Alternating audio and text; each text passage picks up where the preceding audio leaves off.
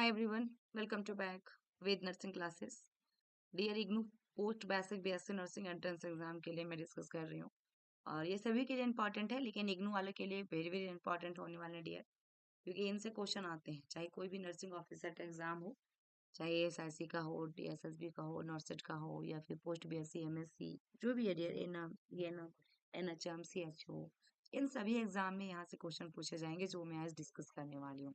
इसमें anatomy physiology के MCQs based question बनने वाले हैं ये आपका, और आपके लिए बहुत ही इंपॉर्टेंट है डियर। तो इग्नू पोस्ट बेसिक के लिए मैं बताना चाहूंगी जिनका एग्जाम है भी अपकमिंग में होने वाले रिसेंट में फरवरी में, उनके लिए डियर ऑनलाइन क्लास स्टार्ट है हमारे यहाँ, जो कि क्रैश कोर्स चल रही है। आपको पता है क्रैश कोर्स हमारे यहाँ 2500 रुपीज में वनली दिया जा रहा है, जिसमें सारे कुछ आपको अवेलेबल करवाए जाएंगे, पीवाईक्यू दिए जाएंगे आपको, उसमें लाइव क्लासेस मिलेंगे, पीडीएफ मिलेगा, नोट्स मिलेगा, कीवर्ड मिलेगा डियर, जहाँ से क्वेश्चन हमेशा पूछा जाता है उन सारे क्वेश्चन आपको प्रोवाइड किए जाएंगे। तो डेफिनेटली आप ऑनलाइन क्लास को ज्वाइन कीजिए डियर, आपके लिए ज़्यादा बेहतर रहेगा। ठीक है, अगर एक बार में आप चाहते हैं कि मेरा एग्जाम क्लियर हो तो डेफिनेटली अवेद नर्सिंग क्लासेस में डबल क्लास को ज्वाइन कीजिए।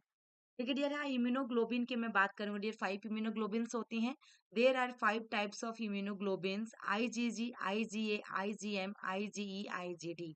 ठीक है ना, GAM, GAMED, ये 5 आपका इम्यूनोग्लोबिन है।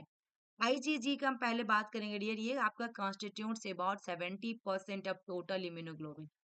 ये पहले ही आपका 70% है डियर, 70%। 100% होता है टोटल, आपका 70% आपका मिल पाया जाता है इम्यूनोग्लोबिन में IgG. It is most common immunoglobin होती हैं और it can process the placenta.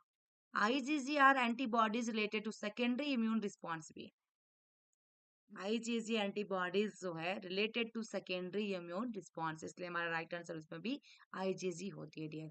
एक आपका cross the placenta, second one is secondary immune response. दूसरा में आईजीए की मैं बात करूं डियर, तो इसमें आपका 22% मिला हुआ है कॉन्स्टिट्यूट टोटल इम्यूनोग्लोबिन्स में।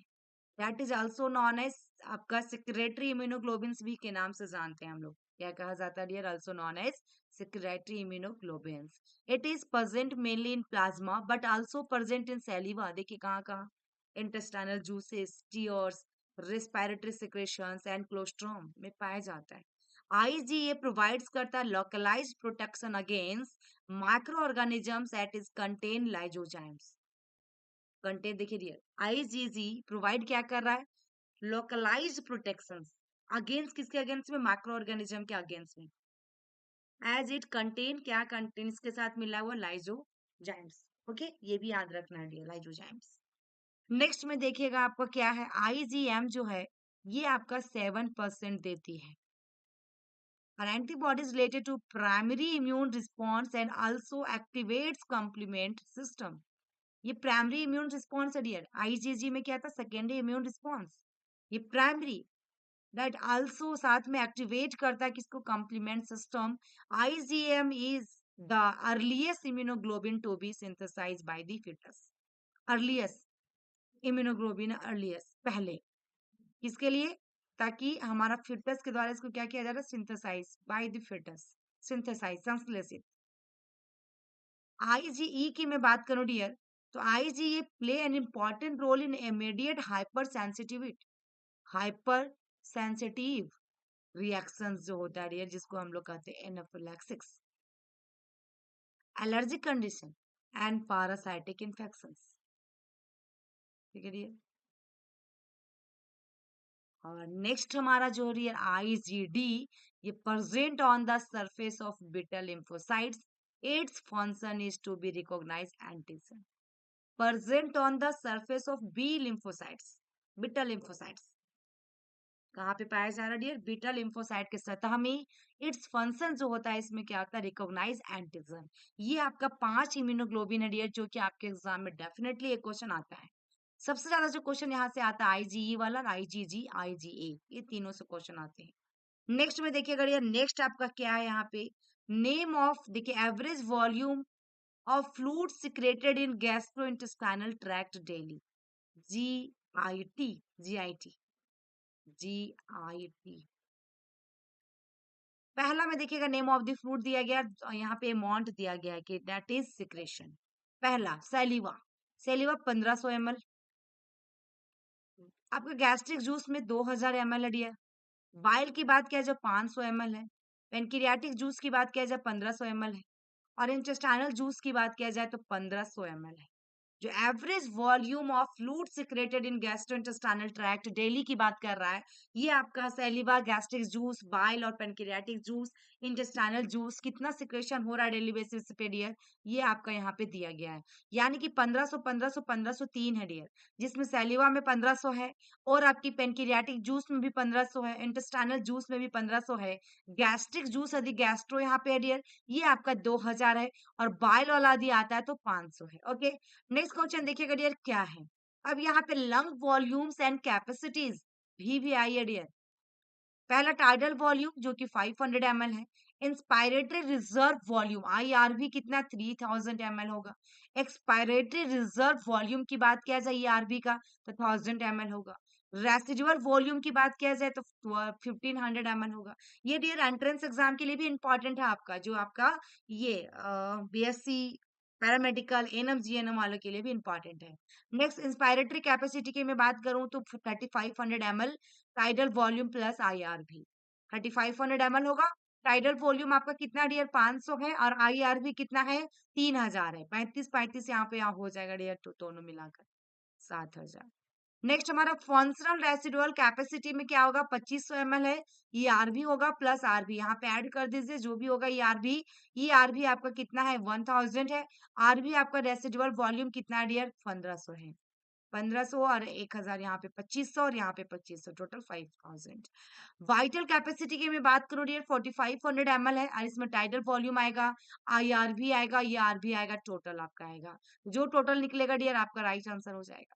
टोटल लंग कैपेसिटी कितना होता है 6000 ml होता है। Tidal volume plus IRV plus ERV plus RV, ठीक है डियर। तो ये आपका किसको किसको ऐड कर रहा है ना डियर, ये चीज यहाँ पे कह रहा है, थोड़ा मिस्टेक हुआ यहाँ पे। तो जैसे टाइडल वॉल्यूम और IRV को ऐड करो आप तो कितना आ रहा है देखिए। टाइडल वॉल्यूम कितना है 500 है और IRV कितना है डियर 3000 है, तो ये 3500 ml आया, ठीक है। और अगर 2500 की बात करें तो ये RV प्लस RV, यूईआरवी में कितना है 1000 है और आरवी में कितना, आरवी में आपका 1500, 1500 और 1000 कितना 2500 हुआ। सेम ऐसे ही वाइटल कैपेसिटी में किया दिया, टाइडल वॉल्यूम को ऐड किया, आईआरवी को ऐड किया और ईआरवी को ऐड किया तो 4500 आया। इसी तरह इन सभी को ऐड किया तो 6000 ml आया। तो ये बहुत इंपॉर्टेंट है डियर, जो कि एक क्वेश्चन यहाँ से पूछते हैं हमारे नर्सिंग फील्ड में, जो पूछा जाता है सबसे ज्यादा टाइडल वॉल्यूम वाला और टोटल लंग कैपेसिटी, ये दोनों क्वेश्चन तो बार बार रिपीट करता है डियर। तो राइट आंसर क्या होगा, ये आपका ऐड करना किसको किसको डियर, इससे बन रहा है आपका, ये जरूर आप लोग देख लिए। टाइडल वॉल्यूम देखिए यहाँ पे टाइडल वॉल्यूम 500 है। IRV के देखिए डियर, IRV आपका 3000 है। ये आरबी आपका 1000 है, 3000 है, 1000 4000 हो गया। और यहाँ पे 1500 और यहाँ पे 500, दो मतलब कि 2000 हुआ, 15 और 500 तो टोटल कितना हुआ 4 2 6000 हुआ, ठीक है डियर। नेक्स्ट हम देखते हैं क्या कह रहा है। Various endocrine glands and their hormone, endocrine glands और यहाँ पे हार्मोन की बात किया जा रहा है। ओके, बहुत इंपॉर्टेंट है डियर।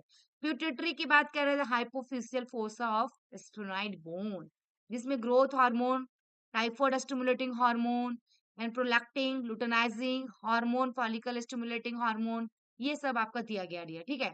एंड आपका यहाँ पे थायराइड ग्लैंड की बात किया जाए इन दी नेक में तो यहाँ पे क्या होगा डियर, ठीक है। इसके अंदर में ए के अंदर में ये सब, बी के अंदर में यहाँ पे वैसोप्रेशन भी आ रहा है और ADH आ रहा है और ऑक्सीटोक्सिन आ रहा है, ठीक है डियर। ऑक्सीटोक्सिन और आपका ADH, प्यूटेटरी।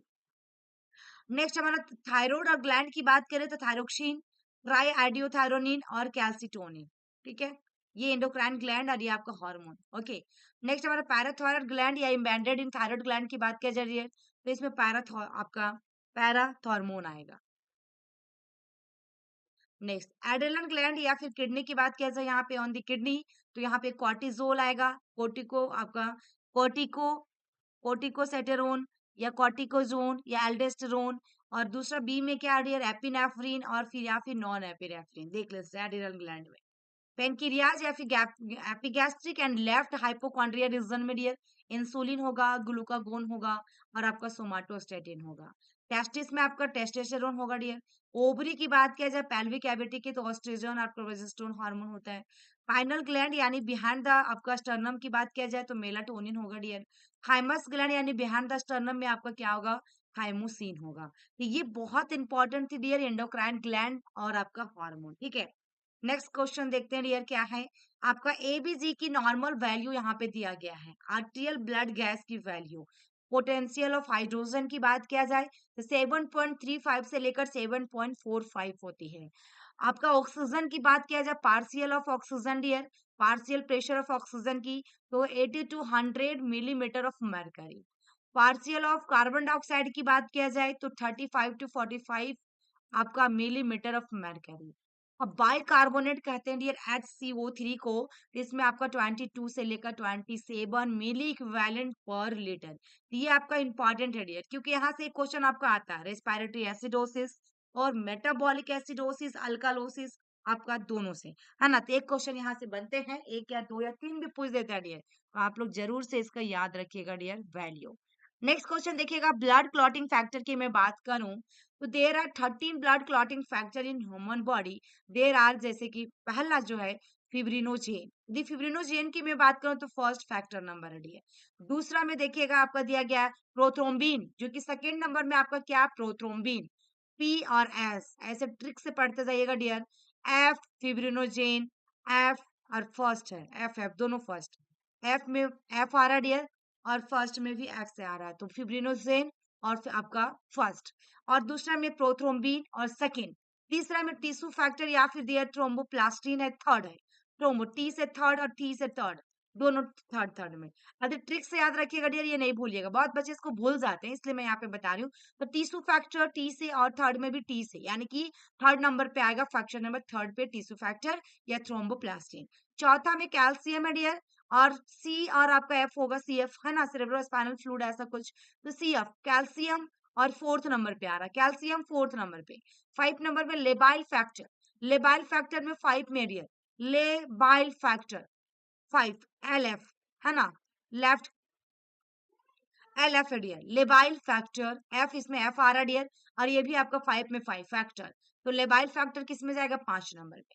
Stable factor dear, stable S हो रहा है और आपका 6 हो रहा है, एस एस एक्स दोनों में। देखिए बहुत इजी से बन रहे हैं डियर, बहुत इजी से ट्रिक बन रहे हैं, आप लोग इसको याद रखिएगा, जरूर नहीं भूलिएगा कभी नहीं, ठीक है डियर। तो ये आपका ये 7 है, 7 सॉरी। 6 में डियर आपका देख लीजिए, there is no blood clotting factor 6, यहाँ पे साफ साफ दे दिया 6 नहीं आएगा। 7 एस से भी 7 होता है, और एस स्टेबल आपका फैक्टर 7 है, स्टेबल फैक्टर पूछा तो 7। देन उसके बाद एंटी देखिएगा डियर, anti haemophilic factor, anti haemophilic factor A है यहाँ पे डियर, और यहाँ पे 8 है, ए और ई होगा डियर, क्या होगा ए और ई, ए ई है ना डियर, ए ई ए ई ए ई ऐसे बोलते हैं ना डियर हम लोग, ए ई। तो यहाँ पे एंटी आपका देखिएगा एंटी हीमोफिलिक फैक्टर्स ए और ई। देन उसके बाद Christmas factor, plasma thromboplastin component, या फिर एंटी हीमोफिलिक फैक्टर बी, जो कि 9 नंबर पे आएगा डियर। ये बहुत लंबा है, सी है, पी है और आपका ए है, C P A, C P A dear सबको याद रखना होगा, और एन है इसमें, सी पी ए एन है ना। सी का मतलब Christmas factor, plasma thromboplastin component, और ए से एंटी हीमोफिलिक फैक्टर बी, और यहाँ हीमोफिलिक फैक्टर ए है डियर, देख लीजिएगा। 8 नंबर पे हीमोफिलिक फैक्टर ए होगा, और 9 नंबर पे डियर आपका 9 नंबर में बी आएगा, ठीक है। ये सेस अब यहाँ पे देखिएगा डियर, अस्टूट पावर फैक्टर क्या है, अस्टूट पावर फैक्टर 10 नंबर आ गया डियर, 10 एस और T segment S T, S T याद रखिएगा 10 नंबर पे। देन प्लाज्मा थ्रोम्बोप्लास्टिन एंटी देखिएगा, एंटीसीडेंट या एंटी हीमोफिलिक फैक्टर सी किसके अंदर में आ रहा है डियर, इसमें भी पी है आपका, पी और ए। पी ए की बात करें डियर तो इसमें 11 है आपका, ई हो जाएगा 11 ई, जो कि सी में जाएगा डियर, सी में। ए में क्या था डियर, 8 नंबर पे ए है, 9 नंबर पे बी है डियर, और आपका 11 नंबर पे सी है, कौन सा C, anti haemophilic factor C, P A E. Then आपका देखिएगा आपका हेगामैन फैक्टर एच है डियर यहाँ पे, और यहाँ पे 12 है, टी से 12 होता है, एच टी, हाइपरटेंशन भी ऐसे याद रख सकते हैं, एच टी है ना। तो आपका हेगामैन फैक्टर एच और टी से 12, टी से 12 ऐसे ट्रिक यदि याद रहा ना डियर, तो आपके एग्जाम में रॉन्ग नहीं होंगे, और इग्नू में से यहाँ से क्वेश्चन तो डेफिनेटली पूछेगा। फिब्रिन स्टेबलाइजिंग फैक्टर, और फिब्रिन स्टेबलाइजिंग फैक्टर डियर आपका जो है, आपका देखिएगा कौन सा डियर, देखिए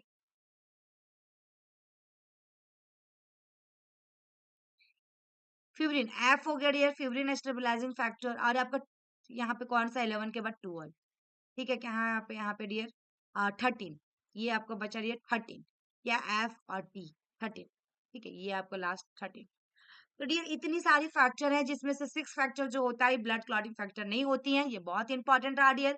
कौन सा फैक्टर है जो कि ब्लड क्लॉटिंग फैक्टर के अंदर नहीं जाएगा? टू नंबर ऑफ 6, है ना। बाद बाकी डियर देखिए, पहला में एफ है, फिब्रिनोजेन फर्स्ट, सेकेंड में आपका प्रोथ्रोम्बिन सेकेंड, थर्ड में टी से टिश्यू और थर्ड, चौथा में डियर सी से कैल्शियम और फोर्थ, फिर लेबाइल यानी एल लेबाइल फैक्टर 5, फिर डियर स्टेबल फैक्टर जिसमें 7, फिर द एंटी हेमोफिलिक फैक्टर ए जिसमें आपका आएगा 8, और आपका क्रिसमस फैक्टर कहेंगे, आपका प्लाज्मा थ्रोम्बोप्लास्टिन कंपोनेंट कहें या हीमोफिलिक फैक्टर बी कहें, जो कि 9 नंबर पे आएगा। फिर आपका डियर एस्टूट पावर फैक्टर कहें तो एस टी हो जाएगा, यानी कि एस एस्टूट पावर फैक्टर, और टी का मतलब ना आपका देखिएगा डियर एस टी में 10 है डियर, ठीक है 10। फिर उसके बाद 11 में डियर आपका देखिएगा 11 के अंदर में कौन सा जा रहा है? 11 के अंदर में फैक्टर सी आ रहा है, हेमोफिलिक फैक्टर सी। और 12 नंबर में डियर एस टी हो रहा है, यानी कि हेमोग्लोबिन फैक्टर, और टी से 12। और 13 में डियर भी आपका 13 में भी 13 टी से होता है, जो कि फिब्रिन स्टेबलाइजिंग फैक्टर, और 13 नंबर पर ये, ठीक है। पहला फिब्रिनोजेन और लास्ट में आपका फिब्रिन है डियर 13 पे। ये आप लोग ट्रिक से देख लीजिएगा, तो डेफिनेटली ये कभी नहीं भूलिएगा। और आज की वीडियो कैसी लगी डियर, ये सेशन कैसा लगा इग्नू के लिए, डेफिनेटली आप लोग लाइक कीजिएगा, शेयर कीजिएगा। और चैनल में फर्स्ट टाइम विजिट किए डियर, यदि आपको फर्स्ट टाइम मिली है तो प्लीज सब्सक्राइब कर लीजिएगा चैनल को, और नोटिफिकेशन की ऑल के बटन को प्रेस कर लीजिएगा, ताकि आपके पास नोटिफिकेशन सबसे पहले पहुंच सके और आप आगे आगे फॉरवर्ड करते रहेंगे dear. Thank you for watching my video. फिर मिलते हैं नेक्स्ट वीडियो में, तब तक के लिए बाय बाय।